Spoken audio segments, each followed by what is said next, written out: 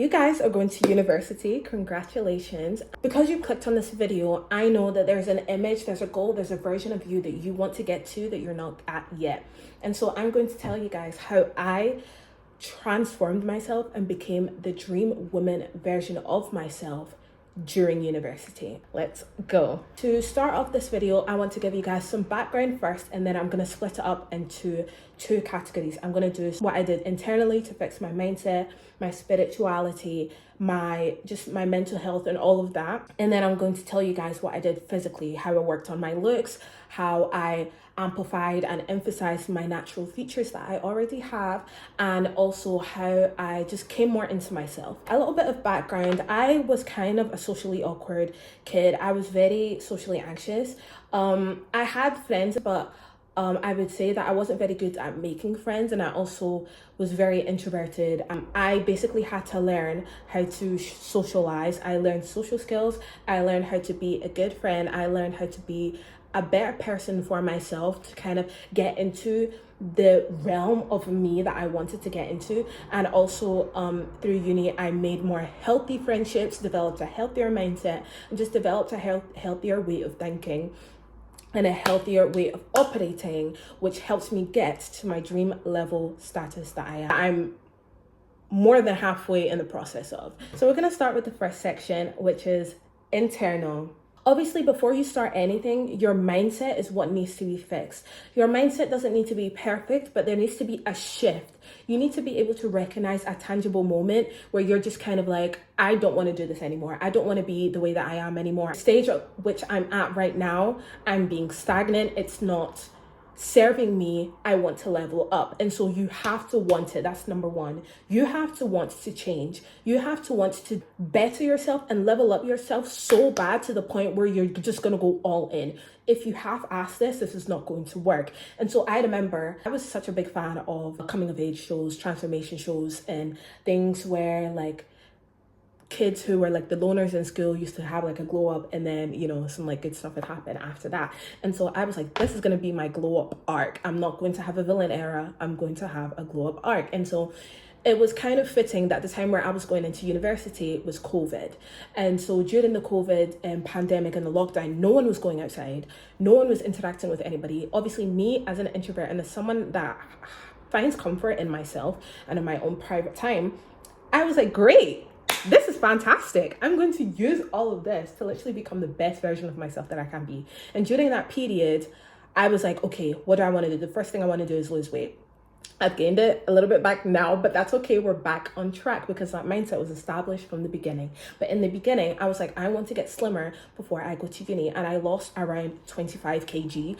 And I was 18 at that time. I'm 21 now. No, I was 17. I'm 21 now. But during that time, I had it drilled in my mind that this is what I want to look like, and I got it. When I was like, this is how I want to be, this is the personality I want to have, these are the traits I want to establish, I wanted it that bad. And so because I wanted it that bad, that drive was there, the tenacity was there, and the desire was so strong. So I did it.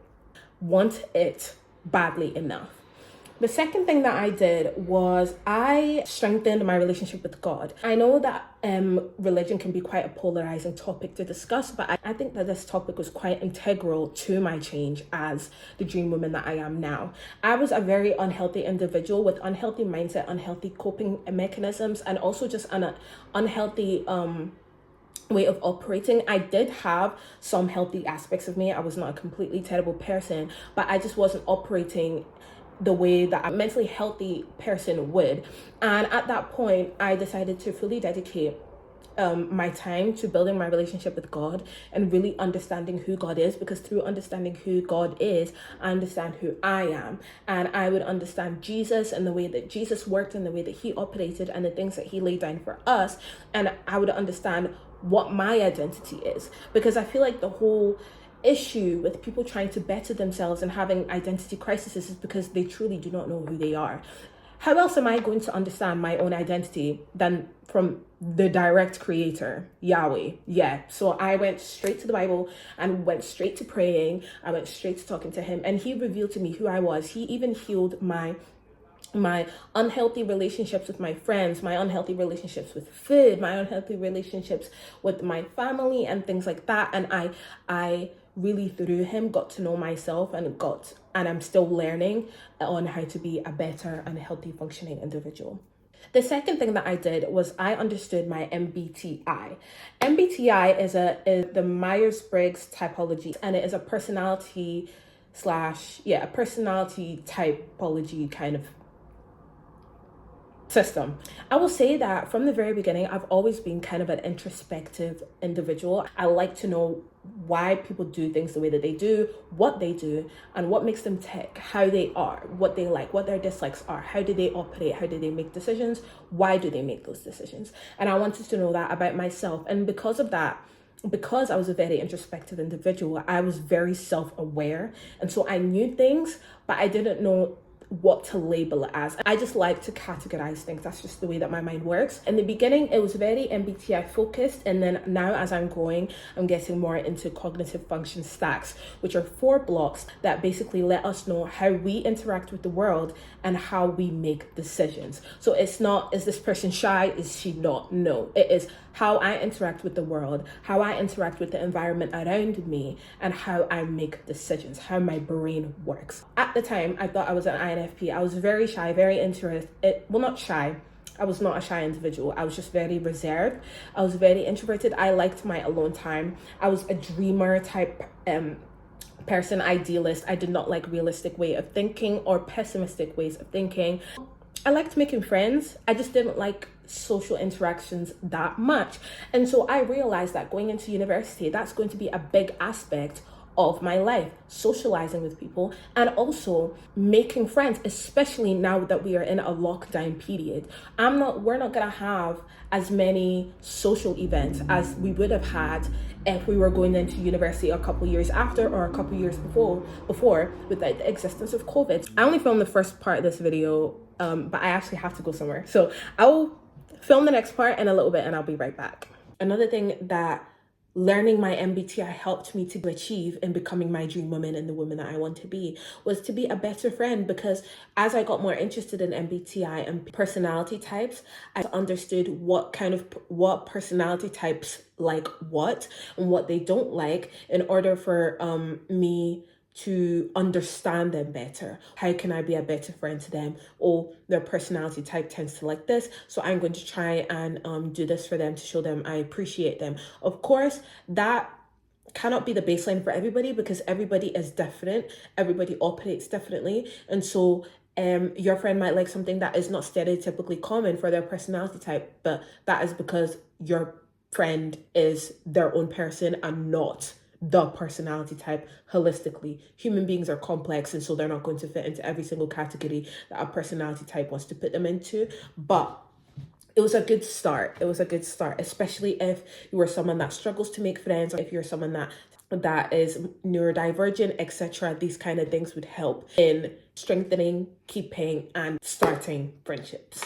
Also, I'm not going to address the change in lighting, clothing, etc. It was daylight when I filmed the first part of this video and it is dark. I really want to finish this video because I really have so much to tell you guys, and I oh my gosh, this topic is something that I can go on for ages and ages, because I truly believe that my transformation was a genuine 180 from the Jessica that I used to be. And I like the way that I'm going now. I like the opportunities and the paths that I feel like this change has opened up for me. And I love the friends that I've made, and I love the people that I have met along this journey. So I just really want everybody to kind of experience that beautiful sort of metamorphosis that entering into another stage of life can offer you. So we're gonna keep doing this video in this cozy, intimate kind of vibe that we have going on here. Another thing that I did that I would very strongly recommend you to do whilst you're entering uni and trying to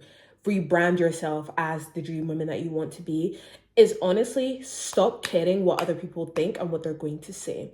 The only person that is going to live with the repercussions, whether good or bad, of your decisions are you. These people are watching from the outside looking in, and you are the only person that is living your life. You are the only person that is going to have to sit and deal with whether you did something or whether you did not do anything. You're the one that's going to have those regrets, nobody else. If we want to do something that really expresses our creativity, but we're kind of scared or embarrassed about what they're going to say about it, what if they're going to find it cringy, if they're you don't need that extra stress. It is none of your business whether someone else finds what you like to do cringy. You like to do it. It is an outlet for you to express your creativity, and it helps you build a skill in this area. And you never know what could come from that.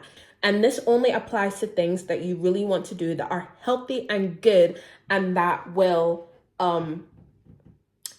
sort of enrich you in some sort of way. This is not for the bad decisions that you want to make. I'm not an enabler. We are not doing that over here. I think that allowing other people's negative opinions and what they could or could not say to really affect the decisions you make in life will cause you to be shackled to the concept of people pleasing. And that is something that you really need to destroy.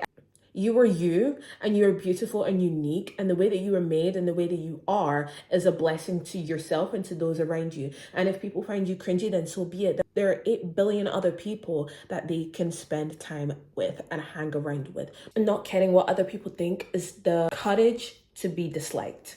Not everybody is going to like you. Not everybody is going to want to be your friend. That is okay. You need to be okay with the fact that not everybody is going to like you. You need to be okay with the fact that not everybody is going to want to be friends with you. Just as they have the freedom to make their own decisions about whether or not they like you, you have the freedom to make your own decisions about whether or not you want to express certain parts of yourself. You are not here to be liked. You are here to be you. You are not here to be liked, you are here to be good. You're not here to be liked, but you're here to do what's right. And whether that is being true to you or being true to your models that you uphold or being true to the belief system that you follow, that is what you were supposed to answer to, not other people that barely know you and that have no understanding or context about where you came from, who you are, and where you're going. We don't care. That's the mindset you need to adopt in this university. Of course, have principles. Do not act like you don't have home training and still be a respectable member of society. But when it comes to things like expressing yourself, your personality, your creativity, your flair, these kinds of things, we do not care. We are unapologetically us because we were made that way and we're beautiful that way. To recap, the things that I did mentally in order to kind of step into the dream woman aspect of myself is that I understood what my MBTI was in order to understand how I operated, how I worked, and how to really maximize the way that I interact with the world in a way that was conducive with the idea of the dream woman that I had, and also to better my friendships and my understanding of other people. The next thing that I did was better my relationship with God in order to further secure and solidify my own understanding of my identity and the God that I serve, the creator of the universe, the creator of this world and everything in it. And the other thing that I did was stop caring about what people thought of me and really faith my confidence. I think I talked about that. I faithed my confidence in the very beginning. I did not fake it. I faithed it because I had faith that my confidence was going to get to the point that it needed to be in order to match the same confidence that I had in my head that my dream version of myself would have. Now we're going to move on to the physical aspect. So a little bit of background to the physical aspect. When I was younger, I was kind of bullied as a kid. I wasn't the best looking because I feel like everybody kind of goes through those awkward stages. Some people are blessed enough not to have them. I, unfortunately, am not one of those people. I had a gap which has been fixed, like a massive gap. Like when I'm talking massive middle gap, it was like get the London look type of gap. And I got braces, had hyperpigmentation. I was very, very chubby and overweight. I just was kind of odd looking. I also had spots and things like that. I had acne in the beginning of my teenage years, but not really at the end, just like kind of hormonal spots here and there. When I was in the preparation leading up to my university years, kind of in the last couple years of high school, I had already like gotten my teeth straight. I'd lost a bunch of weight, and I had relatively clear skin, all that type of stuff. But I feel like I really came into myself towards the end of my university years. And I don't know if I mentioned, I'm graduating. Yes, I'm graduating. I'm done. So yeah, that's kind of a context to my looks back then and my look now. The first physical thing that I did in order to really solidify and step into and really make my way towards the dream woman concept of myself that I had in my head was that I experimented with my looks and with my overall aesthetic. From a very young age, who was very interested in fashion. I was in love with the Bratz, my favorite Barbie movie when I was growing up. If not Princess Charm School, it was Barbie a Fashion Fairy Tale. And I was just really into style. And so I tried a lot of crazy things. I was a child, so a bunch of the stuff that I did was, quite out there. And I'm also Congolese, that's my ethnic background. And if you know anything about sapeurs and sapology, then that is something that is very upheld in our country. We're very into our fashion and styles. Because of that, I really felt kind of already welcomed to explore the styles that I wanted to get into. I went into university with a kind of like e-girl, street styly, casual-ish kind of aesthetic, and I was trying out everything. I did the heavy eyeliner, I did the chains, I did the fuzzy crop tops, I did the pleated skirts, I did the clips in my hair. Anything that I wanted to try, I did it. And this was what helped me get to the kind of look that I wanted my dream girl to have, because through that process, I was able to know what styles I didn't like, what styles I liked, what was flattering to me, what colors looked great on me. When you really experiment with your style, I feel as though you can really surprise yourself. Some things that you might think you might not like because of maybe the way it looks on other people or just the whole concept of it, when you put it on yourself, it will completely transform your opinion on it, or it might not. You don't know that, but the fact that you at least tried it on, it's a little bit of fun as well. It's a really enriching activity, and I feel as though you get to know yourself a lot more in the process of it, and you get to present yourself in different ways, which I think is really cool. And I also feel like knowing your body type is quite important. I'm pear-shaped, so my shoulders are smaller than my hips,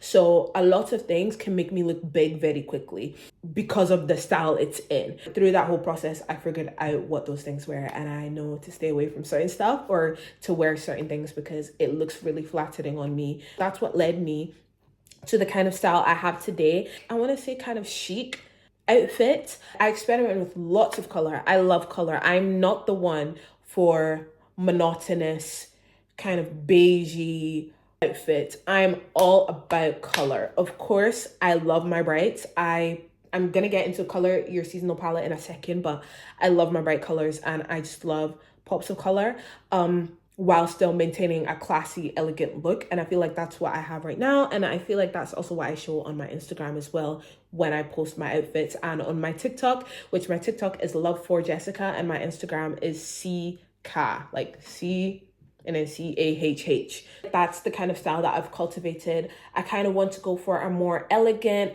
and classic look with pops of color, bits of chic, and bits of modernity. Another thing that I did that helped my physical improvement, that is pushing me towards becoming the dream version of myself that I want to be, is I basically cut out, and this is only in the last year that I did this, because the whole becoming a dream woman thing is a process. It's not something that happens overnight, and this has been spanning for over 4 years. But in the past year, I have cut out processed foods. I live in the UK, so it's a little bit more accessible, although I do feel like the US does have more of a variety, but it's less accessible, I guess. And so I have purposefully went out of my way to cut out things that are high in grease, fat, have a lot of preservatives and chemical additives, and just things that doesn't need to be there. Like, I went into the shops to buy chips or fries, if we have American people watching this, hello, buy chips, and I looked at the back. Why was xanthan gum in the ingredients? I don't see why that needs to be there. I'm eating slime. That day really opened my eyes, and I was like, I'm putting these chemicals in my body. My body is meant to be a temple, yet it's ingesting xanthan gum. No, we're not going to do that anymore. I've cut out foods that are inflammatory to me. I'm kind of doing an elimination diet type thing, seeing what triggers me, seeing what bloats me unnecessarily, seeing what my stomach does not like and react negatively to, and cutting that out. I'm really prioritizing foods that are anti-inflammatory, really aid the gut brain axis, which actually impacts your mental health, your physical health, and symptoms of ADHD, autism, and these kinds of things. Let me give you guys an insight of how my dream woman kind of looks like. I want to be that woman who, when she's in her 40s or 50s, doesn't look a lick over 35. She is healthy. Her knees, back, and arms and fingers are working the way that they're supposed to be. And she is taking care of her body, and you can see that because collagen is being produced in surplus. She is not deficient in any vitamins. She does not bloat in an unhealthy way, and just all her organs and her systems work the way that they should because they are being fed in the way that they should. They are not deprived, and they're not deriving energy from other places because they're not getting the nutrients they need. And because I want that to be me, I am changing my diet in order to kind of get to that goal. That is going to take time, and I'm aware of that, but that is okay because we are young and we have the gift and the blessing of youth and time. The next thing that I did to really get into my dream women looks was I really learned how to do makeup. So I'm still learning. It's still a process. But I started doing makeup when I was around 10. That's really young. That is quite young. And I did the whole wearing foundation that was too light for me, not having eyebrows, ridiculous eyeliner, bright lipstick that does not match my skin tone, all of that type of stuff. I went through it all. And I just want to say, I'm proud to come out of the other end, and for you not to go through the extensive and frankly embarrassing process that I went through. The things that I used in order to really fix my makeup style right now was I figured out what my face shape was. The reason why you need to figure out what your face shape is because through that you can do your eyebrows in a way that enhances your face shape, and you could also do your hair in a way that enhances your face shape, because I have quite a square kind of face. It's kind of, yeah, she's kind of square. I realized that thicker eyebrows do not look that good on me. Thinner eyebrows look better on me. Eyeliner, the way I used to do it, does not look good on me. It hides my eye shape and my eye size. If I am to do eyeliner, it's just going to be on a tight line and in a waterline. It's not going to be a wing because that does not complement my face shape at all. Yeah, that's what I did in order to kind of really enhance my facial beauty. The last thing that I did in order to enhance my physical beauty, to get me kind of close to the dream woman that I want to be when she's beautiful, she is stunning, she is captivating, I figured out what my seasonal palette was. I'm very interested in this right now, and I have been interested in this for the past year and a bit. And I have done quite a bit of research, and I figured out through Reddit actually that I am a summer. I'm wearing summer colors. I thought that I was a deep winter. I'm not a deep winter, but I am indeed cool. Silver jewelry, muted colors, soft colors that are very cool look good on me. They enhance my natural features and they enhance my natural coloring, my undertones, my hair color, my eyebrow color, my eye color, all of these types of things.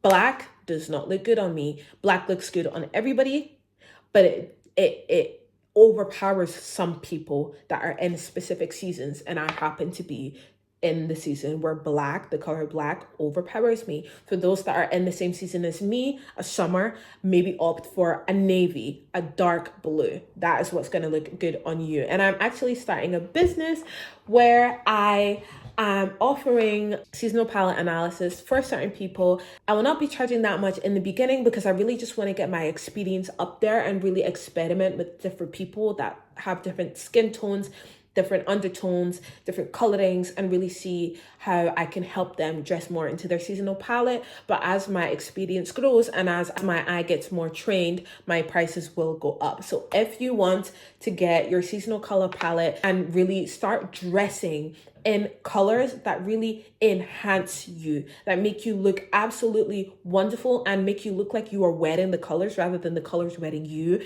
please go to the link in my bio and buy my Etsy package in which you can get your color analysis done in a week's time from when you order, or like 2 weeks time from when you order. I can tell you right now, I am 100% more confident than I was when I began university. I am 120% more self-confident. I have better people skills. I love myself and I love those around me. I like experimenting with things and I'm not shy to try new things. I'm still working on my introversion and I'm still working on things like small talk, etc., etc. But I genuinely have achieved most of the goals that I wanted. I genuinely have lovely people around me. I genuinely have lovely environments around me that I'm frequenting and being a part of every single day because of the lifestyle, the change, the metamorphosis that I underwent in this period of uni, and it literally only gets better from here. I am so excited to go through my 20s as someone that is more healthy, as someone that is more healed, as someone that is more gorgeous, as someone that is just more Jessica, more me, more what I feel like I was meant to be. And I really do hope that you guys take these tips and sort of use some of them that you feel like align with you and really make the most of this time in your university period. This is not a time where you go in and come out the same way you came out. No, you can definitely do a whole 180 and don't let anybody stop you, and don't let overthinking of other people get inside of your head either. You can give me questions in the comments. I'm going to answer. I'm about to graduate. I have a lot of time on my hands. So if you have any video ideas or anything that you want me to talk about, because listen, I've experienced a lot. There's a lot of things I want to say, but for now, we're just going to leave it here. I hope you guys enjoyed this video and see you guys next time. Bye.